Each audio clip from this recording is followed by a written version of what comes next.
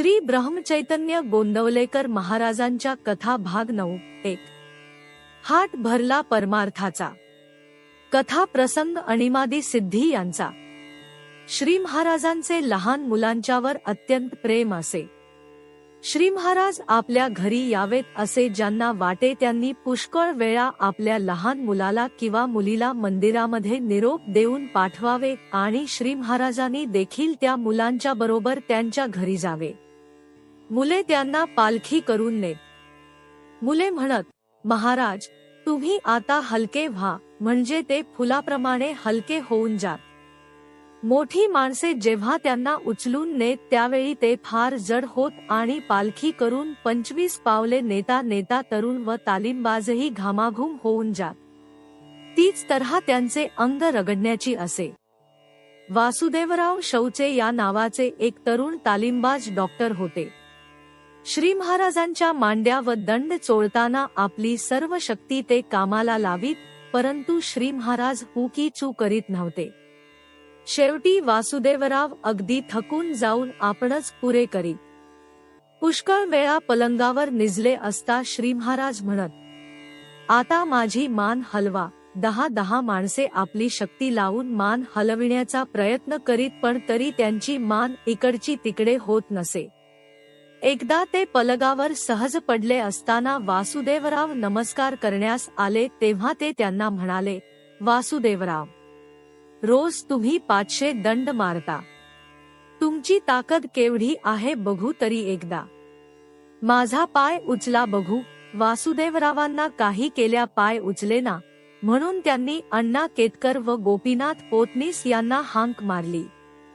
हे दोघेही फार शक्तिमान म्हणून प्रसिद्ध होते। या तिघांनाही जेव्हा पाय उचलेना तेव्हा आणखी मंडळी मदतीला आली। एकंदर 12 मजबूत माणसांनी पाय उचलण्याची शिकस्त केली, परंतु तो यत्किंचितही हलला नाही। याच्या उलट एकदा हरतालिकेच्या दिवशी आरती झाल्यावर श्री महाराजांना फराळासाठी बोलावण्यास बायका आल्या। श्री महाराज असेच पलंगावर स्वस्थ पडले होते। जवळ हरिपंत मास्तर उभे होते व दोघांचे काहीतरी बोलणे चालले होते।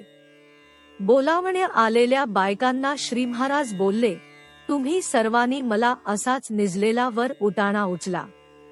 प्रत्येकीने फक्त आपले एक बोट मला आधार म्हणून लावायचे।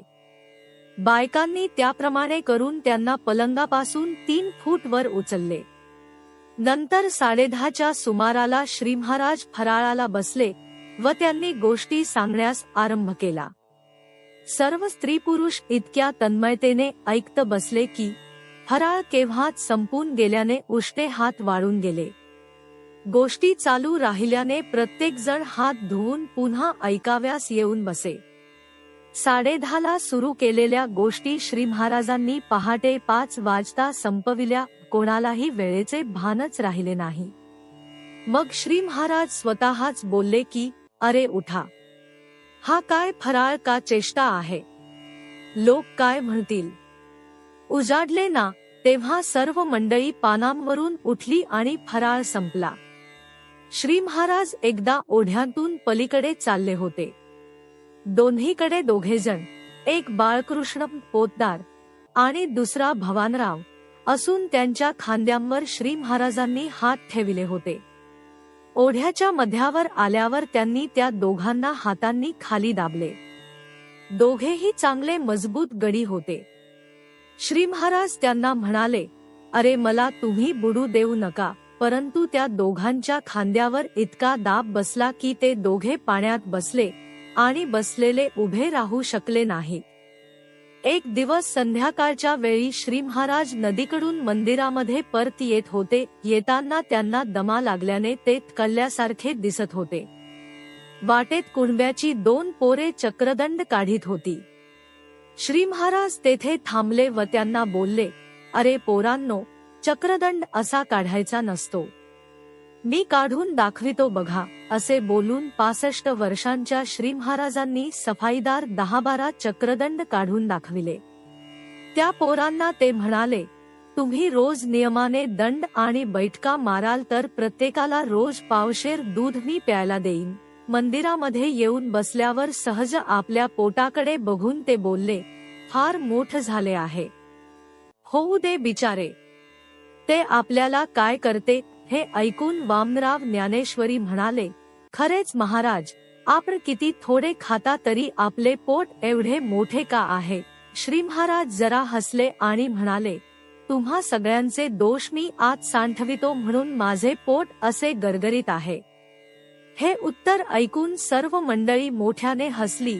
पण श्री महाराज पुढे बोलले, माझे जाऊ द्या, पण संतांची पोटे मोठी असतात याचे कारण हे की त्यांच्याकडे येणाऱ्या लोकांची विषयबुद्धी ते गिळतात, ती पचवितात आणि त्यांना भगवंताची बुद्धी देतात.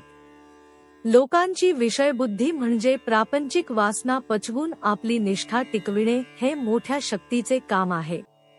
ज्याच्याजवळ ती शक्ती पूर्णपणे आहे त्यानेच लोकांना उपदेश करण्याच्या भानगडीत पडावे, नाहीतर त्याची फजिती होऊन तो सर्वस्वी नागविला जाईल. अशा वेळी गुरुच्या आज्ञेच्या बाहेर जाऊ नये, म्हणजे ते सांभाळून नेतात. श्री महाराज कोणताही खेळ फार सुंदर खेळ, मासा, पिंगा, बसफुगडी वगैरे खेळताना बायका दमून जात, पण श्री महाराजांना थकवा येत नसे. प्रसंग दुसरा, नित्यनेम. एके दिवशी दुपारी काही मंडळी विठोबाच्या देवळात नित्यनेमाची पोथी वाचीत बसली होती. पोथी वाचून संपली आणि इतक्यात श्री महाराज तेथे आले. काय चालले आहे असे त्यांनी विचारले असता नित्यनेम चालला आहे असे त्यांना सांगण्यात आले. तेव्हा श्री महाराज बोलले, नित्यनेम म्हणजे काय. नित्याचा जो नियम तो खरा नित्यनेम. नित्य कोण, जो कधीही बदलत नाही तो याचा अर्थ पूर्ण शाश्वत आहे तोच खरा नित्य होय. म्हणून नित्य म्हणजे भगवंत समजावा. त्याचा नियम करायचा म्हणजे काय करायचे. नियम करणे याचा अर्थ नियमन करणे, निग्रह करणे, वश करून घेणे, स्वाधीन करणे. आपले मन भगवंताच्या स्वाधीन करणे, त्याच्या ठिकाणी नेहमी ठेवणे, याचे नाव नित्यनियम. आजच्या आपल्या मनाच्या अवस्थेमध्ये ते सर्वस्वी भगवंताच्या स्वाधीन करता येत नाही आणि देह हा जड, अशाश्वत असल्यामुळे या देहाने नित्य आणि शाश्वत अशा भगवंताचा नियम घडणे शक्य नाही. म्हणून देहाने घेता येत असून देहाच्या पलीकडे असणारे, सूक्ष्म असल्यामुळे भगवंताशी शाश्वत संबंध असणारे असे भगवंताचे नाम अखंड घेणे हा आपला खरा नित्यनियम आहे. इतर सर्व गोष्टी, शास्त्राची बंधने, पोथी वगैरे वाचणे, स्नानसंध्यादी नित्यकर्मो ही पाळावीत, पण त्यांचा हट्ट वा आग्रह असू नये. कोणत्याही अवस्थेमध्ये भगवंताचे नाम मात्र सोडू नये एवढाच हट्ट क्षम्य आहे. हे बोलणे झाल्यावर श्री महाराज तेथेच एका घोंगडीवर जरा आडवे झाले. इकडचे तिकडचे बोलणे चालू असता त्यांचा वाणी दादू तेथे आला व त्यांना नमस्कार करून दूर उभा राहिला.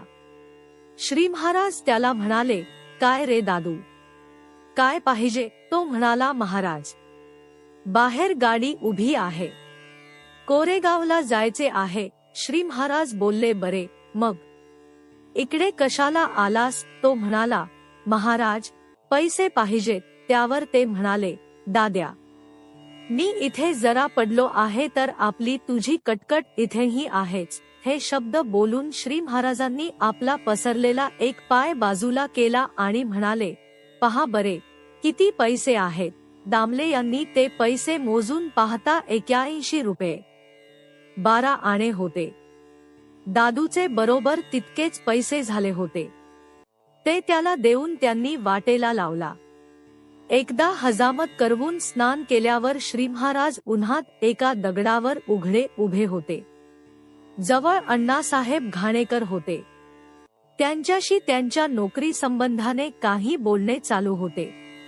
इतक्यात एक गरीब कुणबी आला आणि म्हणाला, महाराज, मी शिंगणापूरला जाणार आहे, मला 3 रुपये द्या.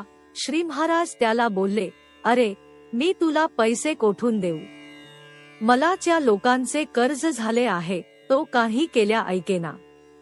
तेव्हा श्री महाराजांनी आपल्या कमरेकडे हात नेऊन 2 रुपये काढले आणि ते त्याला देत सांगितले, हे घे, आज इतकेच माझ्यापाशी आहे.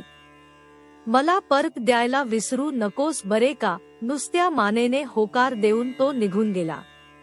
श्री महाराज म्हणाले, अण्णासाहेब, गृहस्थाश्रमी माणसाने असा नियम ठेवावा की जो कोणी काही मागायला येईल त्याला नाही म्हणू नये. आपल्याजवळ जे असेल त्यातले थोडे तरी त्याला द्यावे. अन्न द्यायला कधीच मागे पुढे पाहू नये. पैसे देताना मात्र आपली परिस्थिती पाहून आणि त्याचा हेतू पाहून तो मागेल त्याच्यापेक्षा जरा कमीच द्यावे. पण नाही म्हणणे हे चांगले नाही. माझा राम भिकारी नाही. एकदा काही मंडळींनी गोंदवल्यास थोरल्या रामासमोर नाम जपाचे अनुष्ठान केले. 10 दिवसांनी ते पूर्ण झाले. 11व्या दिवशी त्याची सांगता करावी असे मंडळींनी ठरवून तसे श्री महाराजांच्या कानावर घातले. श्री महाराजांनी रुकार दिला व तयारी करण्यास सांगितले. मंडळींनी सर्वांकडून वर्गणी गोळा केली. श्री भागवत यांनी आपल्या बायकोचा एक दागिना गहाण टाकला आणि बरेच रुपये उभे करून भरीला घातले. सर्वजण मोठे खुशीत होते. संध्याकाळी श्री महाराजांनी दुसऱ्या दिवशींच्या पारण्याबद्दल काय व्यवस्था केली याची सहजपणे चौकशी केली. तेव्हा वर्गणीची व गहाणाची हकीकत त्यांना समजली. ती ऐकून श्री महाराज मोठ्या नाराजीने म्हणाले, मला हा असला व्यवहार अगदी नापसंत आहे. माझा राम भिकारी का आहे? तुमच्या वर्गणीची जरूर का त्याला वाटेल? ते काही नाही. पहिल्याने हे सर्व पैसे ज्याचे त्याला परत करा. मग राम देईल त्यात सांगता करा. पैसे गोळा करून परमार्थ होत नसतो. श्री महाराजांनी सांगितल्याप्रमाणे पैसे ज्याचे त्याला परत दिले. पण हळूहळू एक एक जिन्नस रामासमोर येऊन पडली आणि सांगता मोठ्या थाटाने पार पाडली. आता संत पाहायला मिळणे कठीण. श्री तात्यासाहेब दामले यांची श्री महाराजांशी विशेष सलगी असे. एकदा श्री महाराजांना एकटे पाहून त्यांनी विचारले, महाराज, सध्या पोंचलेले संत कोण आहेत? त्यावर श्री महाराजांनी विचारले, तुम्ही असे का विचारता? दामले म्हणाले, काही नाही, सहज विचारले. परंतु कळावे एवढीच इच्छा आहे. त्यावेळी श्री महाराज म्हणाले, आता संत ही वस्तू पाहायला मिळणे कठीण आहे. पूर्वी माणसे देवाचे अस्तित्व मानित म्हणून संत झाले. परंतु सध्या देवाचे अस्तित्वच लोक मानित नाहीत. आता रामालाही लोक सांगतील की तू राम आहेस असे मॅजिस्ट्रेटचे सर्टिफिकेट आण, तर आम्ही मानू, नाही तर मानणार नाही. दुसरा प्रसंग. तोंड आहे म्हणून तर बोलता. संत म्हणून श्री महाराजांची प्रसिद्धी होऊ लागल्यावर जमखंडीकडील एक शास्त्री वादविवादासाठी गोंदवल्यास आले. 5-6 दिवस झाले तरी शास्त्री बोवांना वादाची संधी मिळेना. एका सकाळी श्री महाराज हजामतीला बसले होते. न्हावी चिल्या याच्याशिवाय जवळ कोणी नव्हते. शास्त्री बोवांनी ही संधी साधली व त्या बाजूला गेले. तो श्री महाराजांनीच त्यांना हाक मारली व विचारले, तुमच्या मनात मला काहीतरी विचारायचे आहे ना? ते काय आहे? शास्त्री बोवा म्हणाले, महाराज, आपण शास्त्राविरुद्ध वागता. केवळ निर्गुण खरे असे शास्त्र सांगते, पण आपण सगुणाची उपासना करता आणि लोकांना सांगता. हे कसे? निर्गुण खरे की सगुण खरे? हे ऐकून श्री महाराजांनी चिल्याला शास्त्री बोवांच्या प्रश्नास उत्तर देण्यास सांगितले. चिल्या म्हणाला, महाराज, मी तर आपला न्हावी, मला यांतले काय कळणार? त्यावर श्री महाराज बोलले, लेका, 12 24 वर्षे माझी हजामत करून हेच मिळवलेस. ते काही नाही, तूच सुचेल ते उत्तर दे. श्री महाराजांच्या शब्दांचा काय परिणाम झाला कोणास ठाऊक. चिल्याने शास्त्री बोवांना प्रश्न पुन्हा सांगण्यास फरमावले. ते त्याचे अवसान पाहून शास्त्री बोवा जरा चरकलेच, तरी त्यांनी आपला प्रश्न पुन्हा सांगितला. त्यावर चिल्या ठणकावून बोलला, वा रे शास्त्री बोवा, हा प्रश्न तुम्ही कसा विचारलात? तोंड आहे म्हणूनच ना? म्हणजेच सगुणात आहात म्हणून ना? निर्गुणात हा प्रश्न येतोच कुठे? मग तुमच्या प्रश्नाचे उत्तर तुम्हीच ठरवा. अधिक काही ना बोलता शास्त्री बोवा तेथून चालते झाले. दुसरा प्रसंग. याला म्हणतात अभ्यास. हरिगामचे रामराव देशपांडे यांचा व श्री महाराजांचा पूर्वीपासून ऋणानुबंध असे. रामरावांना मूलबाळ नव्हते. नवरा बायकोनी श्री महाराजांची प्रार्थना केली तेव्हा ते म्हणाले, बाई, आपल्याला संततियोग नाही. राम ठेवील तसे आनंदात राहावे, पण बाई काही ऐकेना.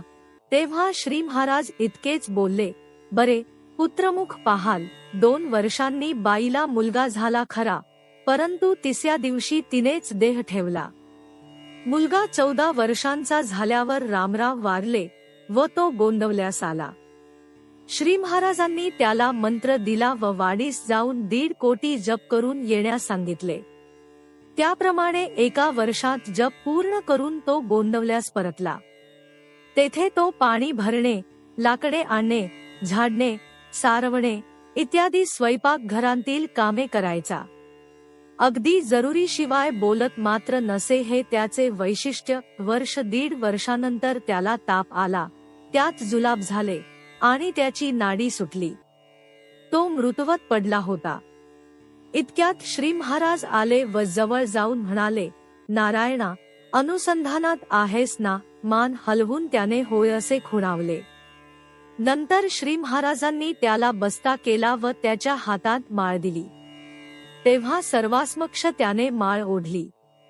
त्याच्या डोक्यावर पाणी ओतले. श्री महाराज म्हणाले, तो जीवनमुक्त आहे. सर्वांनी त्याला नमस्कार करावा. याला म्हणतात नामाचा अभ्यास. प्राण गेल्यावर देखील नाम मागे राहते, सगळ्याच्या शेवटी ते जाते. असा अभ्यास करणाऱ्याला भगवंत कान्ही दूर नाही. सर्वांनी नमस्कार केल्यावर त्याचे दहन केले. पुढील प्रसंग. पिशाचांशी संवाद व त्यांचे कल्याण. पिशाचांची बाधा असलेले पुष्कळ लोक गोंदवल्यास श्री महाराजांच्याकडे येत होते. रंगोपंत पोफळे नामवाच्या एका चांगल्या गृहस्थाच्या बायकोच्या अंगात एक पिशाच येत असे. लग्न होऊन बरेच दिवस झाले तरी तिला मूलबाळ झाले नव्हते. पहिल्याने त्या बाईला नुसताच त्रास होई. ती बसून राहिली की 8-8 तास एके ठिकाणी बसूनच राही. रडू लागली की 5-5 तास सारखी रडत असायची. एखादे वेळी दिवसांतून 4-4 वेळा ती खूप खायला मागे, पण एखादे वेळी 4-4 दिवस ती अन्नाला शिवत नसे. नवरा या प्रकारामुळे कंटाळून गेला. शेवटी तो गोंदवल्यास आला आणि श्री महाराजांच्या कानांवर त्याने सर्व हकीकत घातली. श्री महाराजांनी त्या बाईला समोर आणण्यास सांगितले. ती त्यांच्या पुढे येऊन एकमेकांची दियष्टादृष्ट होण्याचा अवकाश की आजपर्यंत ना बोलणारे ते पिशाच एकदम बोलू लागले. श्री महाराज बोलले, अरे, तुझा आवाज तर मला ओळखीचा वाटतो आहे. पिशाच म्हणाले, होय महाराज, मी आपल्याला पूर्वी भेटलो होतो. मी धनगर आहे. माझे नाव बन्या. त्या बाईला अनेक प्रकारचा त्रास होई. ती खाली बसली असताना तिचे दोन्ही हात जमिनीला चिकटून जात. श्री महाराजांच्या पादुका लावल्या म्हणजे ते आपोआप सुटत. तिचे मंगळसूत्र एकदम गळ्यातून निघून समोरच्या घराच्या कौलावर जाऊन पडे. हा बन्या धनगर त्या बाईच्या अंगात येऊन श्री महाराजांच्या बरोबर गप्पा ठोकत असे. श्री महाराज त्याला पुष्कळ वेळा एखादी लावणी म्हणाव्या सांगत. बन्या हावभाव करून सुंदर लावणी म्हणे. पुढे राम मंदिरामधील मारुतीच्या पाठीमागे श्री महाराजांनी बन्याला मुक्ती दिली. त्या बाईचा त्रास कायमचा गेला व तिला संतती होऊन तिचा संसार सुखाचा झाला. गदगचे वकील श्री भीमराव गाडगुळी एकदा सुट्टीत गोंदवल्यास आले होते. कोर्ट सोमवारी उघडणार म्हणून रविवारी ते परत जाण्यास निघाले. श्री महाराजांचा निरोप घ्यावा आणि गाडीमध्ये बसावे या हेतूने भीमराव नारळ घेऊन मंदिरामध्ये आले. त्यावेळी श्री महाराज एका पिशाचाशी संवाद करण्यात गुंतले होते म्हणून भीमराव व त्यांचे कुटुंब मजा पाहत बाजूला उभे राहिले. ज्या बाईच्या अंगात ते पिशाच होते त्याची हकीकत अशी, एका माणसाची पहिली बायको वारली. तिचा अंतकाल अगदी जवळ आला तेव्हा तो मनुष्य तिच्यापाशी बसून रडू लागला. त्यावेळी ती म्हणाली, तुमचे माझ्यावर खरे प्रेम आहे ना? तो म्हणाला, होय, अगदी खरे आहे. यावर ती बोलली, मी आता चालले. हा आपला मुलगा आहे, याला सांभाळा. परंतु तुम्ही पुन्हा लग्न करणार नाही असे मला वचन द्या. त्या माणसाने तिला तसे वचन दिले आणि ती बाई सुखाने मेली.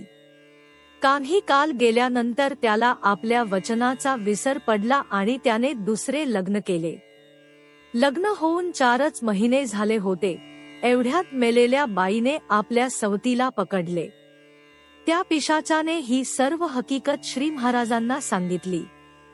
तेव्हा श्री महाराज त्याला म्हणाले, आता तुझे म्हणणे तरी काय आहे? ते म्हणाले, माझे म्हणणे हेच आहे की त्यांनी नवऱ्याने आपले वचन मोडले आहे, म्हणून घरची सर्व संपत्ती फक्त माझ्या मुलालाच मिळाली पाहिजे.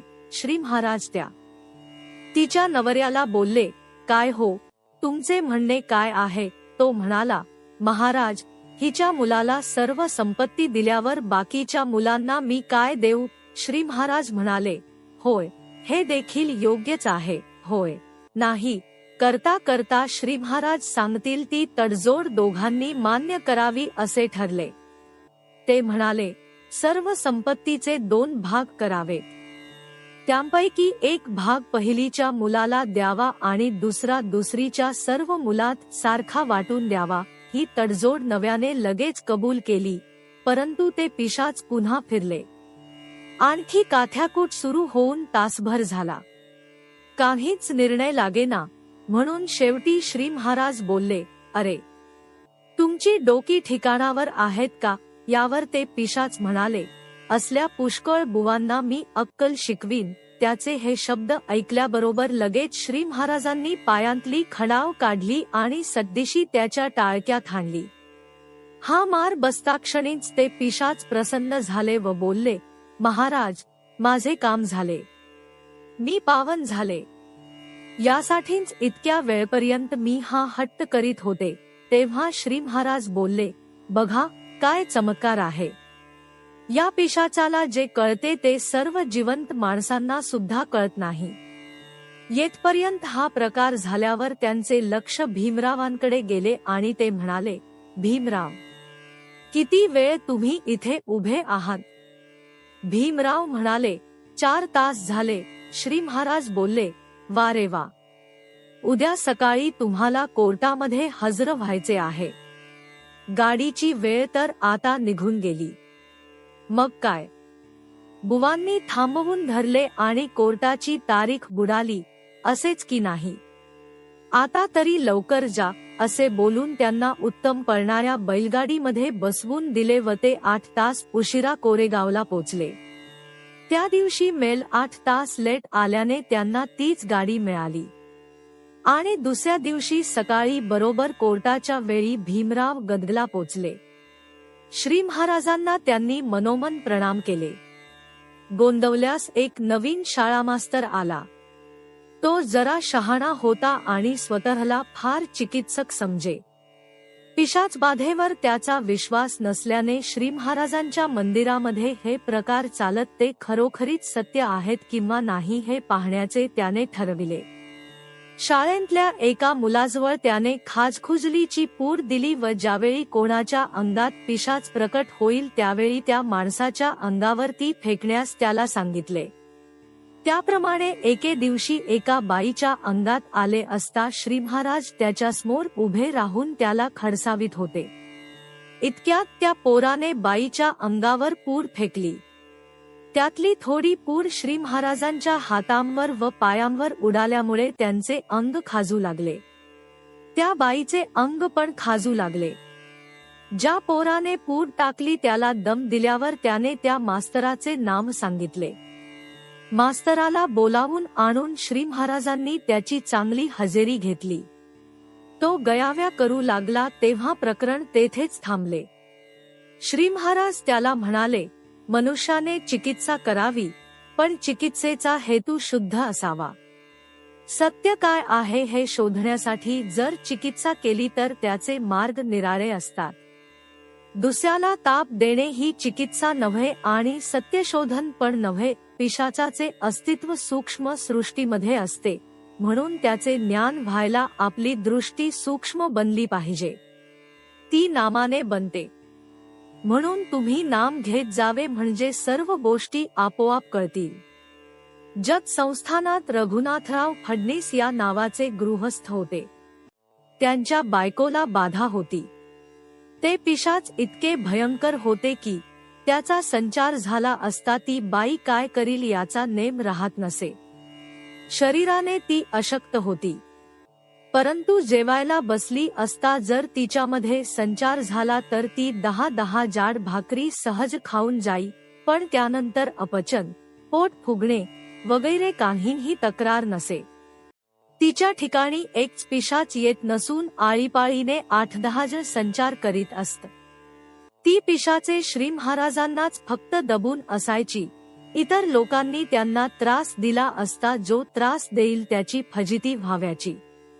एका सर्वपित्री अमावस्येच्या दिवशी त्या पिशाचांनी अंगामध्ये येऊन श्री महाराजांच्या पाशी कांद्याची भाजी खाण्यास मागितली. 1 महिनाभर त्यांच्यापैकी कोणीही बाईला त्रास द्यावयाचा नाही या अटीवर श्री महाराजांनी त्यांना भाजी पोटभर देण्याचे कबूल केले. ठरल्याप्रमाणे 2 पायली कांदे घेऊन भवानराव ओढ्याच्या बाजूला गेला आणि तेथे चुला मांडून त्याने भाजी शिजत लावली. हरभट तिकडून येत असता त्याने ते बघितले आणि मंदिरात येऊन त्या बाईला पाहिल्यावर तो म्हणाला, काय शिंची कटकट आहे. महाराज आमचे लाड पुरवीत नाहीत, इतके या भूतांचे लाड पुरवितात. हे शब्द तो बोलल्याबरोबर बाईच्या अंगात संचार झाला व ते पिशाच बोलले, काय रे, माझी थट्टा करतोस लेका, तुझी गंमत करतो बघ. हा संवाद तितकाच संपला आणि हरभटाला वाटले त्यात काही अर्थ नाही. भजन व आरती आटोपल्यानंतर निजण्याच्या अगोदर एकदा तंबाखू खाण्याची त्याला संव्य होती. त्याप्रमाणे रात्री 12 वाजता त्याने तंबाखू खाल्ली आणि तो झोपी जाण्यासाठी अंथरुणावर पडला. 5-6 मिनिटांनी त्याचे पोट फुगू लागले. 1-2 ढेकरा आल्या तरी पोटाची तडस काही कमी होईना. आल्याचा रस घेतला, मात्रा घेतली, हिंग खाल्ले, ओवा खाल्ला, पण पोट कमी झाले नाही. म्हणून श्री महाराजांकडे तो गेला आणि त्यांच्या पाया पडून रडू लागला. तेव्हा त्याच्या पोटावर हात फिरवीत ते म्हणाले, हरभट, कांद्याची भाजी बाधली बरे का. आपली वासना कशाला तिकडे जाऊ द्यावी. रामाचे तीर्थ घातले तेव्हा जरा वेळाने त्याचे पोट उतरले. एकाच बाईच्या अंगात इतकी पिशाचे कशी येऊ शकतात असा प्रश्न विचारला असताना श्री महाराज म्हणाले, ज्या माणसाच्या अंगामध्ये पिशाच येऊ शकते ते माणूस उघडलेल्या दरवाजाप्रमाणे समजावे. दरवाजा बंद आहे तोपर्यंत कोणालाच पलीकडे जाता येत नाही, परंतु दरवाजा एकदा उघडला म्हणजे त्यातून जाण्यासारखे जे जीव असतील ते तेथे येऊन बसतात. प्रत्येक जीव आपापली वासना तिथे तृप्त करून घेण्याची खटपट करीत असतो, तरी त्याला देखील मर्यादा असतेच. अंगात येणारे जीव पूर्वी देहधारी असताना आपल्याप्रमाणेच जीवन जगलेले असतात. म्हणून खरा सत्पुरुष तोच की जो भगवंताच्या नामाने देहधारी जीवांना आणि त्याप्रमाणे वासनेमध्ये गुरफटून गेलेल्या पिशाचांना चांगल्या अवस्थेला घेऊन जातो.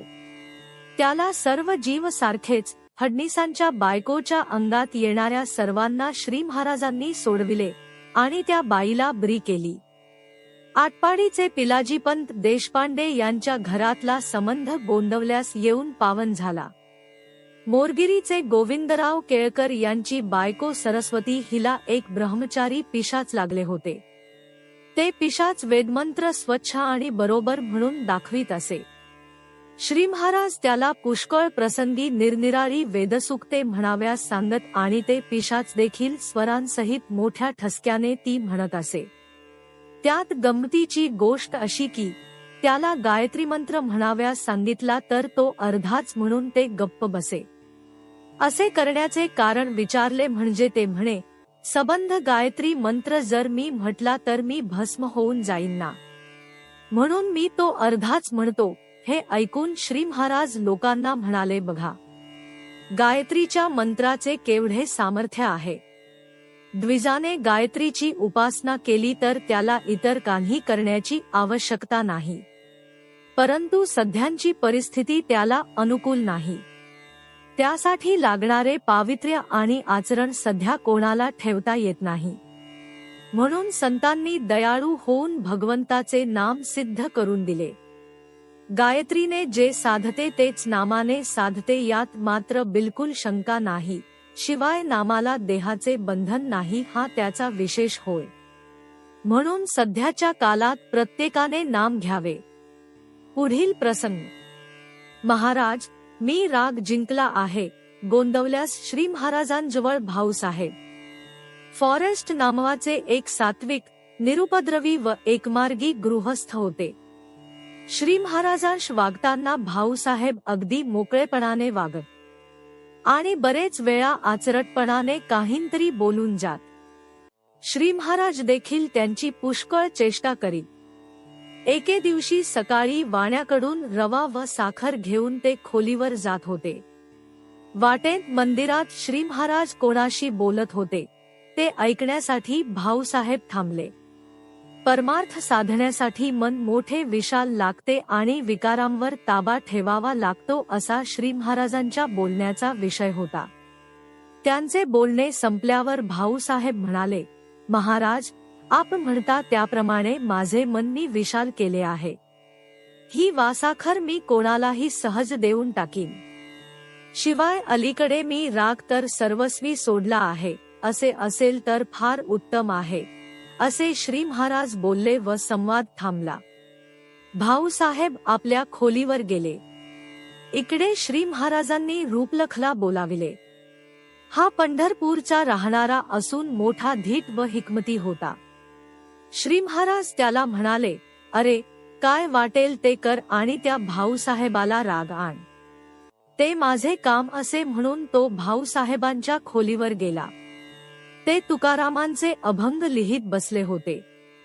रूपलख बाहेर पायरीवर बसला आणि स्वतःशीच पण जरा मोठ्याने बोलला, काय थेरडा आहे बघा, काहीतरी लिहित बसतो, नसते उपद्व्याप करीत बसतो. भाऊसाहेब शांतपणे त्याला म्हणाले, हे बघ रूपलख, तुझा माझा काही संबंध नाही.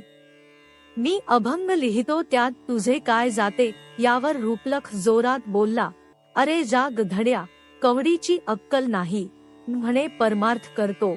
भाऊसाहेब ओरडले, खबरदार जास्त बोलशील तर. यावर रूपलखने त्यांना आईवरून शिवी दिली. त्याबरोबर म्हातारा इतका संतापला की हातामध्ये रूळ घेऊन मारायला उठला. रूपलख पळू लागला व त्याच्या मार्गे भाऊसाहेब शिव्या देत धावले. रूपलख सरळ श्री महाराजांच्या खोलीत गेला आणि म्हणाला, महाराज, हे बघा लचांड आणले आहे. इतक्यात भाऊसाहेब येऊन धडकले आणि तावातावाने ओरडू लागले, काय झाले, काय झाले म्हणून श्री महाराज विचारू लागले. तेव्हा भाऊसाहेब म्हणाले, माझा राग फार वाईट आहे. लगेच श्री महाराज बोलले, पण भाऊसाहेब, तुम्ही राग सोडला आहे ना. हे शब्द ऐकल्याबरोबर जणू काही डोक्यावर बर्फाचे पाणी ओतावे तशा झटक्याने रागाचा पारा उतरून भाऊसाहेब म्हणाले, अरे हो, खरेच की महाराज, हे मी अगदी विसरून गेलो होतो. नंतर श्री महाराज म्हणाले, राग जिंकणे ही गोष्ट इतकी सोपी नाही. स्वार्थ सुटायला आणि विकार ताब्यात यायला उपासनेचे बळ लागते. मी म्हणणाऱ्या तपस्व्यांना सुद्धा क्रोध आपल्या तावडीत पाहता पाहता पकडतो. मग आपल्यासारख्यांनी किती सावध राहायला पाहिजे ते बघा. म्हणून जो नेहमी नाम घेईल त्याची सावधानता टिकेल आणि विकारावर स्वामित्व चालेल असे मी म्हणतो. नाम कसे घ्यावे ते पहा. पिंपळखरे या नामवाचे एक गरीब कुटुंब गोंदवल्यास श्री महाराजांजवळ होते. पिंपळखरे यांच्या अंगात एका मुसलमान फकीराचा संचार होत असे. ज्यावेळी संचार असे त्यावेळी स्वतः पिंपळखरे बेशुद्ध अवस्थेत असे आणि संचार संपून शुद्धीवर आल्यानंतर त्यांना बराच थकवा येई. त्यांच्या अंगात येणारा फकीर मोठा विद्वान असून त्याला सर्व धर्मांची चांगली माहिती होती. वेद, उपनिषदे, कुराण वगैरे ग्रंथांमधील उतारे तो म्हणून दाखवित असे. तो म्हणे, मी श्री महाराजांच्या दर्शनाला येतो. महाराज प्रत्यक्ष परमात्मा आहेत. त्यांच्या वरच्या वागण्यावरून फसू नका. ते सांगतात तसे वागा, त्यांचे ऐका आणि त्यांना कधी सोडू नका. यातच तुमचे कल्याण आहे. तो आला म्हणजे श्री महाराजांना नमस्कार करी. ते म्हणत, असू दे, तो चांगला आहे. तो दर्शनासाठी इकडे येतो. पिंपळखरे यांच्या बायकोचे नाव काशीताई. ही बाई स्वभावाने फार गरीब असून खरी सात्विक आणि भाविक होती. श्री महाराजांवर तिची निष्ठा होती. मंदिरामध्ये ती बिनबोभाट काम करीत असायची. एके दिवशी दुपारी सर्व मंडळींची जेवणे झाल्यावर स्वयंपाक करणाऱ्या बायकांनी आपली पाने मांडली. नेहमींच्या नियमाप्रमाणे काशीताई जेवायला बसण्याच्या आधी भक्तीने श्री महाराजांना नमस्कार करण्यास गेली. त्यांच्या पायांवर तिने आपले हात ठेवले आणि नंतर डोके टेकावे म्हणून वाकली.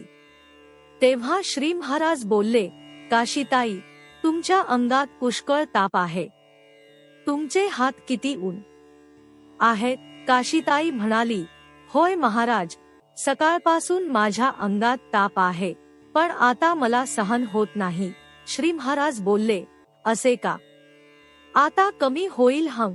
हे बोलणे होऊन काशीताई जेवणासाठी गेली आणि श्री महाराज खोलीत जाऊन निजले. अर्ध्या तासाने काशीताईचा ताप उतरला आणि श्री महाराजांना ताप चढला. अंगावर पांघरून घेऊन ते मोठ्याने कढू लागले. त्यांना ताप आला आहे हे कळल्याबरोबर काशीताई त्यांच्याजवळ गेली आणि मोठ्या प्रेमाने त्यांच्या कपाळावरून हात फिरवीत म्हणाली, महाराज, तुम्हाला किती ताप भरला आहे? श्री महाराजांनी उत्तर दिले, होय काशीताई, तुम्हाला ताप सहन होईना म्हणून मी तो घेतला. ताप कोणी तरी भोगायचा, त्यात काय आहे? मला दुखणे भोगायची सवय आहे, म्हणून मी ताप भोगून टाकतो. आपला ताप श्री महाराजांनी घेतला हे पाहून काशीताईचे अंतःकरण कळवळून आले व ती रडू लागली. पुढील प्रसंग. एका एकादशीला फराळ होण्यास फार उशीर झाला. दुपारी 4 वाजता श्री महाराज ओढ्यावर स्नान करीत होते. त्याच वेळी काशीताई तेथे स्नान करण्यासाठी आली. स्नाने आटोपल्यावर श्री महाराज अंग पुशीत असता बोलले, काशीताई, नाम कसे घ्यावे ते दाखवू का? ती म्हणाली, होय महाराज, दाखवा की. ते म्हणाले, माझ्या छातीला डाव्या बाजूला कान लावा. काशीताईने छातीला कान लावून ऐकले तर श्रीराम जय जय राम या मंत्राचा अखंड ध्वनी चाललेला तिला ऐकू आला. ती बोलली, महाराज, त्रयोदशाक्षरी मंत्र सारखा ऐकू येत आहे. त्यावर श्री महाराज म्हणाले, नाम इतके खोल गेले पाहिजे. जाता येता, उठता बसता, स्वयंपाक पाणी करताना सारखे नाम घ्यावे म्हणजे ते खोल जाते. एकदा ते खोल गेले की आपले काम झाले. मग आपण ना घेता ते आपोआप चालते. त्यात मजा आहे. श्री चिंग केळकर यांचे वडील बंधू महादेव चिंग केळकर दहिवडीला अधिकारी होते. त्यांची साधू संतांच्यावर श्रद्धा नसे. दहिवडीचे पोस्टमास्तर नेहमी गोंदवल्यास श्री महाराजांच्या दर्शनाला येत. त्यांच्याबरोबर केळकरही येऊ लागले. ते 2-4 वेळा येऊन गेले. तेव्हा एक दिवस पोस्टमास्तरांना म्हणाले, मास्तर, तुम्ही लोक त्या बुवांच्या मागे का जाता हे मला कळत नाही. त्यांच्याजवळ विद्या नाही, कला नाही, चमत्कार नाही, विशेष असा कोणताच गुण नाही. त्यांच्याकडे कोणीही गेला म्हणजे त्याच्या बायका मुलांची चौकशी ते करतात, त्याला खायला घालतात आणि पुन्हा परत पाठवून देतात. यामध्ये साधुत्व कुठे आहे हे दाखवा. नाही म्हणायला लोकांना राम राम म्हणा असे सांगतात. बस इतकेच. मास्तर बिचारा जास्त काय सांगणार. तो म्हणाला, आपण त्यांच्याकडे पुन्हा जाऊ तेव्हा त्यांनाच हा प्रश्न विचारू. 8 दिवसांनी दोघेजण गोंदवल्यास आले. कर्मधर्म संयोगाने त्या दिवशी पुष्कळ पाऊस पडल्याने त्यांना दहिवडीला परत जाता आले नाही. दोघेही मंदिरात राहिले. रात्री जेवण आटोपल्यावर श्री महाराज खोलीत बसले असता दोघेजण तेथे गेले. मास्तर म्हणाले, महाराज, आपण सर्वांना नामस्मरण करायला सांगता हे बरोबर आहे, पण नामस्मरण कसे करावे ते सांगा. हे ऐकून श्री महाराज बोलले, माझ्या टाळूपाशी तुम्ही आपला कान लावा. काय ऐकू येते बघा. दोघांनी टाळूला कान लावून पाहिला तेव्हा त्यांना त्रयोदशाक्षरी मंत्र स्पष्टपणे सारखा चाललेला ऐकू आला. नंतर छातीला व मनगटाला कान लावून पाहिले असता तोच ध्वनी ऐकू आला. केळकरांच्या मनावर या गोष्टीचा इतका परिणाम झाला की त्यांनी श्री महाराजांना साष्टांग नमस्कार घालून त्यांचा अनुग्रह घेतला. एके दिवशी संध्याकाळी अंताजीपंत श्री महाराजांचे पाय चेपीत होते. श्री महाराज पलंगावरच तक्याला टेंकून बसले असून यांगलच्या शिवदीक्षितांशी काही बोलत होते. पाय दाबीत असता अंताजीपंत सहज म्हणाले, महाराज, तुमचे इतके वय झाले तरी पोटऱ्या अजून कशा घट्ट आहेत. यावर श्री महाराज हसले व बोलले, अरे त्यामध्ये भगवंताचे नाम आहे, ते पोकळ कसे असेल. हे ऐकून अंताजीपंत व शिवदीक्षित दोघेही मोठ्याने हसले. म्हणून श्री महाराज पुन्हा म्हणाले, पंत, माझ्या पायाला कान लावा. दोघांनी त्यांच्या पायाला कान लावून पाहिले तर त्रयोदशाक्षरी मंत्राचा अखंड ध्वनी त्यांना ऐकू आला. नंतर श्री महाराजांनी आपला हात शिवदीक्षितांच्या कानावर ठेवला आणि विचारले, काय ऐकू येते. दीक्षित म्हणाले, महाराज, हा ध्वनी याप्रमाणे सारखा चालू असतो का. त्यावेळी श्री महाराजांनी उत्तर दिले, होय, यालाच अजपा जप असे म्हणतात. अनेक वर्षे अभ्यास केल्याने कोणालाही हे साध्य होईल. नामस्मरणाचा अभ्यास एका दृष्टीने फार सोपा आहे. त्याला कोणतीही उपाधी लागत नाही. त्याला काळवेळ लागत नाही. त्याला स्थलाचे किंवा देहाच्या अवस्थेचे बंधन नाही. जोपर्यंत जीवाला शुद्धी आहे तोपर्यंत नाम घेता येते. पण दुसऱ्या दृष्टीने नामस्मरणाचा अभ्यास फार कठीण आहे. नामाला स्वतःची अशी चव नाही, म्हणून जरा नामस्मरण केले की त्याचा कंटाळा येतो. आपल्याला उपाधी असल्याशिवाय मनाला चैन पडत नाही. उपाधीमध्ये मन रमते, यासाठी नामात मन रमणे ही मोठी भाग्याची गोष्ट आहे. ज्याचे मन नामात रंगू लागले त्याला स्वतःचा विसर पडू लागला असे समजावे. ज्याचे चित्त पूर्णपणे नामात रंगले तो स्वतःला पूर्णपणे विसरतो. त्यावेळी त्याला भगवंताचे दर्शन घडते. नामची चटक लागली पाहिजे. ती चटक एकदा लागली म्हणजे जगामधले सर्व ऐश्वर्य तुच्छ वाटेल. हा बाजार मी इथे मांडून बसलो आहे तो त्यासाठीच आहे. प्रत्येकाला नामाची चटक लागावी म्हणून माझा प्रयत्न सारखा चालू आहे. कोणीतरी त्याचा अनुभव घ्यायला तयार व्हा. राम त्याच्या पाठीशी उभा आहे. मी कोण आहे सांग बरे. एके दिवशी संध्याकाळी अप्पा केतकर यांना घेऊन श्री महाराज ओढ्याजवळच्या आपल्या शेतात गेले होते. 5 मिनिटे शेतातले दगडगोटे वेचून त्यांनी बाजूला केले. इतक्यात सूर्य अगदी क्षितिजाला टेकला. श्री महाराज कमरेवर हात ठेवून त्या लाल गोळ्याकडे पाहत उभे राहिले. सूर्य अर्धा खाली गेल्यावर ते सहज बोलले, आहा, हा देखावा किती सुंदर आहे. आधीच तेजस्वी असलेला श्री महाराजांचा चेहरा यावेळी लाल प्रकाशामुळे अधिकच तेजस्वी दिसत होता. ते बघून अप्पांच्या मनात आले, हे कोण आहेत कोणास ठाऊक.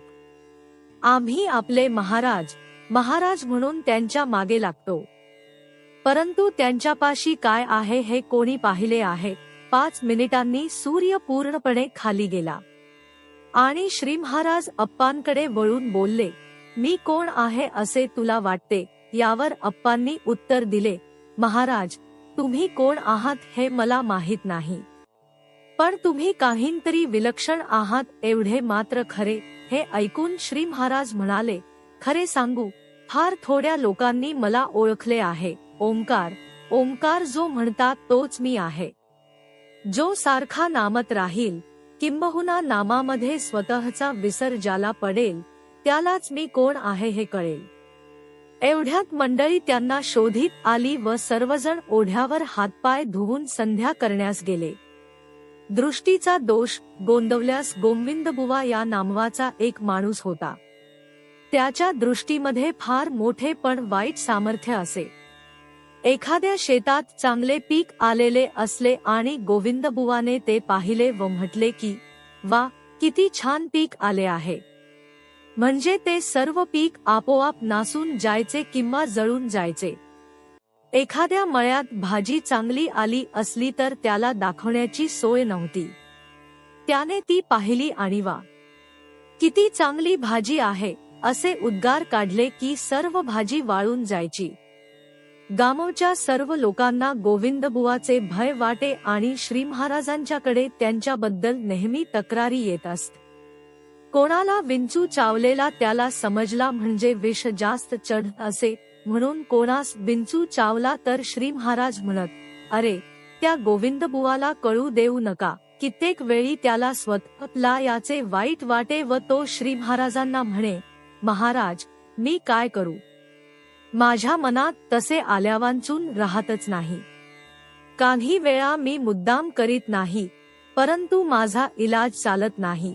त्यावर श्री महाराज म्हणायचे, दुष्ट बुद्धी हा तमोगुणाचा परिणाम आहे. तमोगुण हा तिन्ही गुणांमध्ये जास्त जड असल्याने त्याचा परिणाम या जगात लगेच दिसून येतो. परंतु भगवंताच्या नामाने बुद्धी स्वच्छ करण्याची सोय माणसाच्या ठिकाणी आहे.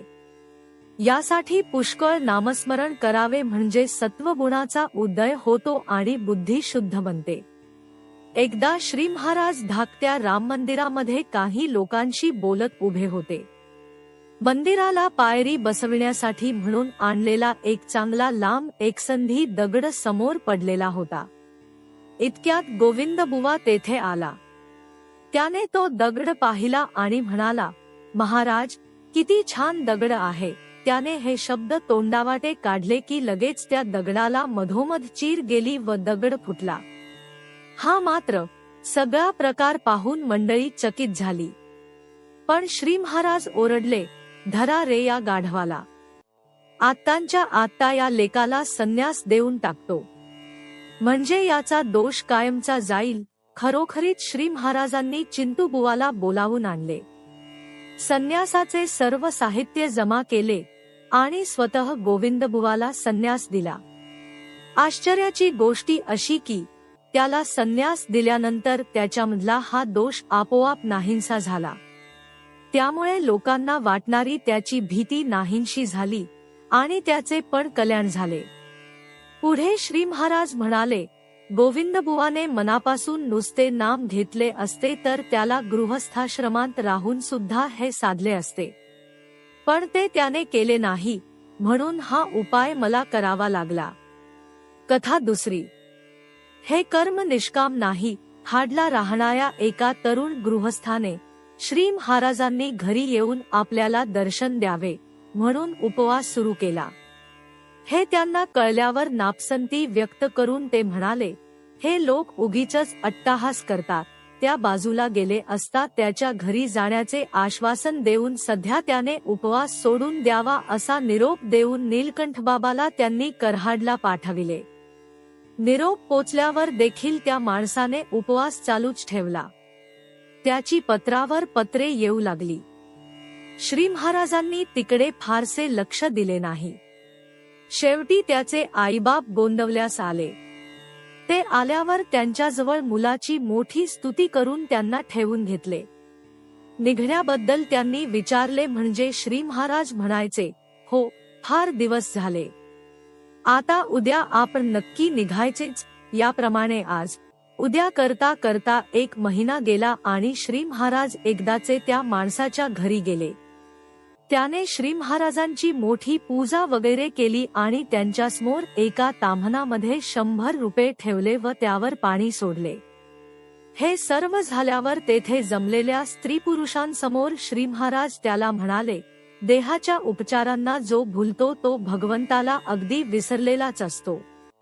पण ज्याचे अनुसंधान मजबूत असते त्याला जगातल्या ऐश्वर्याची किंमत नसते, असे बोलून श्री महाराजांनी त्याला उपवास करण्याचे कारण विचारले. तेव्हा तो म्हणाला, महाराज, मी देहाला कष्ट दिले की आपण खात्रीने याल या दृष्टीने मी उपवास केला. हे उत्तर ऐकून श्री महाराज हसले आणि त्याला म्हणाले, माझी गोष्ट सोडून द्या, पण देहाला कष्ट दिले म्हणजे भगवंत वश होतो हे काही खरे नाही. असे जर असते तर रस्त्यात उन्हामध्ये खडी फोडणाऱ्यांना भगवंत लवकर वश झाला असता. भगवंताचे लक्ष आपल्या देहापेक्षा मनाकडे असते. आपल्या मनामध्ये प्रापंचिक हेतू ठेवून भगवंताच्या नावाने उपवासासारखे कितीही कष्ट केले तरी ते पाहून लोक फसतील, पण भगवंत फसणार नाही. तुम्ही उपवास केला ही गोष्ट मला तितकीशी आवडली नाही. उपास घडावा यात जी मौज आहे ती उपास करावा यामध्ये नाही. भगवंताच्या स्मरणामध्ये इतके तल्लीन व्हावे की आपण नेहमी त्याच्याजवळच वास करीत आहोत असे मनाला पटावे. मग देहाने अन्न खाल्ले म्हणून काय बिघडले? पण चित्तात भगवंताचे नाम नसताना देहाने पुष्कळ उपवास केले तरी अशक्तपणाशिवाय दुसरे काही पदरात पडणार नाही. पैशाची वासना आणि लौकिकाची लालसा भगवंतापासून माणसाला दूर नेतात. त्यांच्या तावडीत सापडता कामा नये. प्रपंचात वावरत असताना या दोन्ही गोष्टींचा संबंध येणारच. तो टाळता येणे कठीण आहे, पण ज्याला भगवंताचे प्रेम पाहिजे त्याने त्यांचा गुणधर्म ओळखून त्यांना वापरावे, म्हणजे त्यांच्यापासून उत्पन्न होणारे दोष त्याला बाधणार नाहीत. श्री महाराजांचे बोलणे संपल्याबरोबर एक गरीब कुणबी त्यांच्या पाया पडला व म्हणाला, श्री महाराज, 4 मुली पदरात आहेत. त्यांची लग्ने व्हावीत एवढा आशीर्वाद द्या. श्री महाराज बोलले, तू काळजी करू नकोस.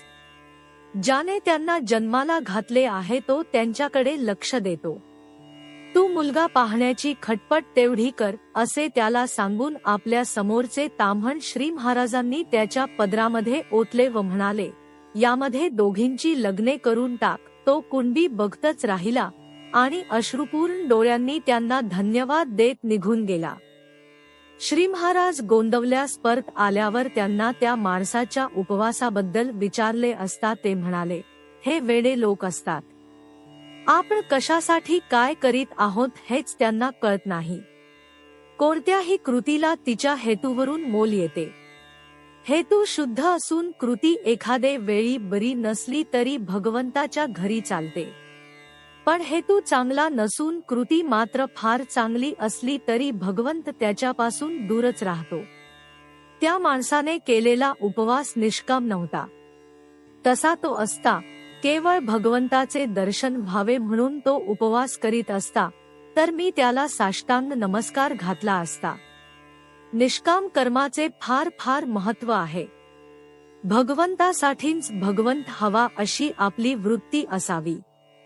किंबहुना नाम घेत असताना प्रत्यक्ष भगवंत समोर उभा ठाकला आणि तुला काय पाहिजे तसे त्याने विचारले तर तुझे नाम हेच मला दे हे त्याच्याजवळ मागणे याचे नाम निष्कामता होय.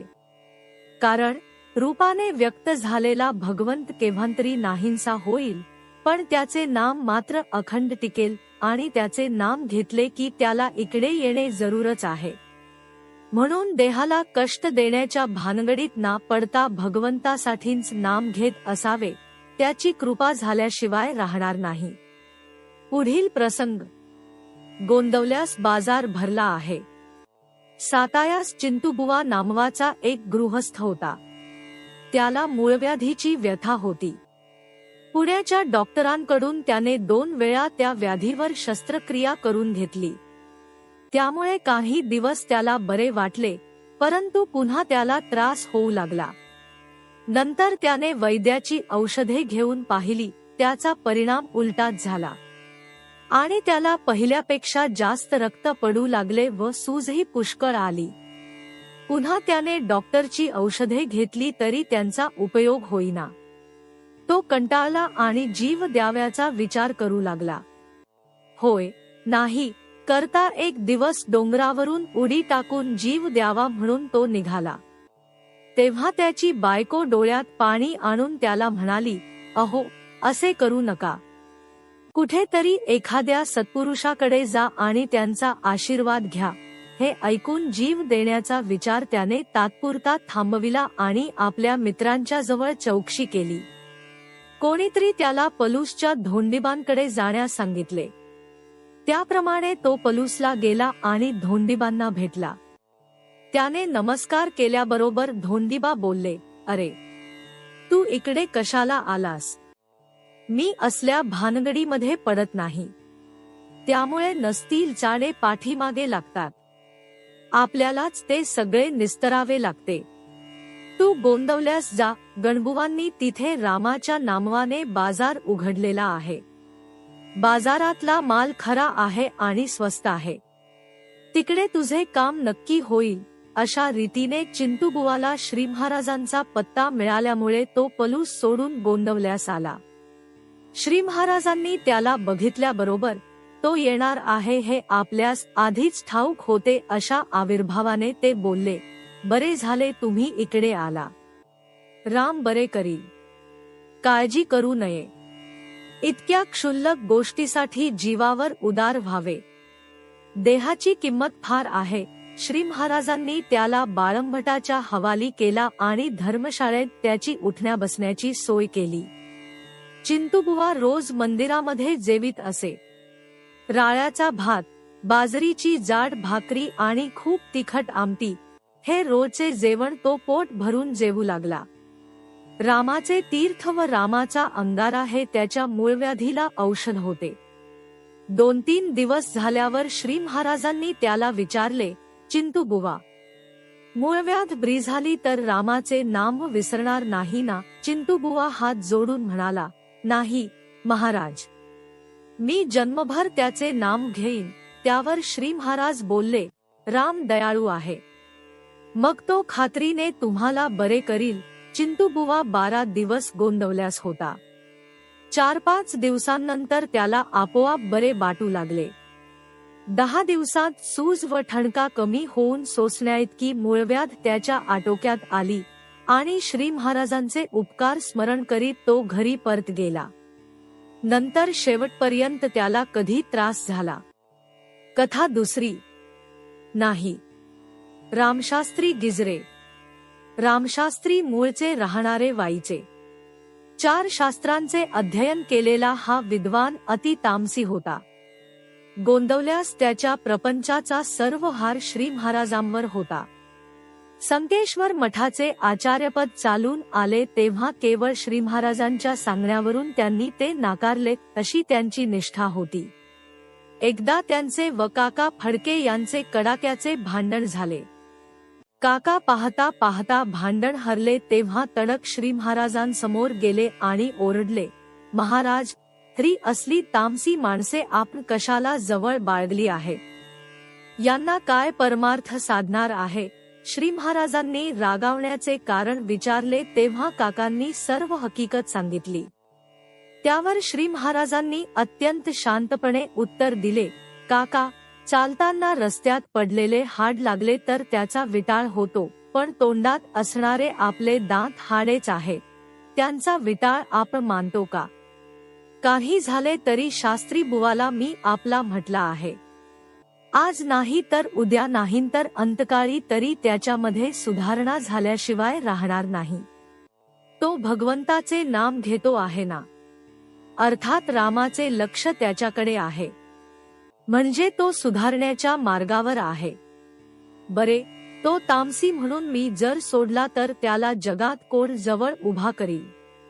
येऊन जाऊन काय, असली माणसे मला कमीपणा आणतात हेच तुमचे म्हणणे ना? विषयी माणसांवर माझा मोठेपणा आणि कमीपणा अवलंबून आहे असे का तुम्हाला वाटते? मी स्वतः जर रामाला सर्वस्वी वाहिलेला आहे तर माझा मोठेपणा तो सांभाळील. त्याची काळजी मी करीत नाही, मग तुम्ही तरी का करता? काका, एक गोष्ट लक्षात ठेवा. ज्या माणसाने इथे येऊन रामाला एकदा डोळे भरून पाहिले आणि त्याचे नाम फक्त एकदा मनापासून उच्चारले, त्याचे काम खात्रीने झाले. मग प्रश्न कुठे उरला?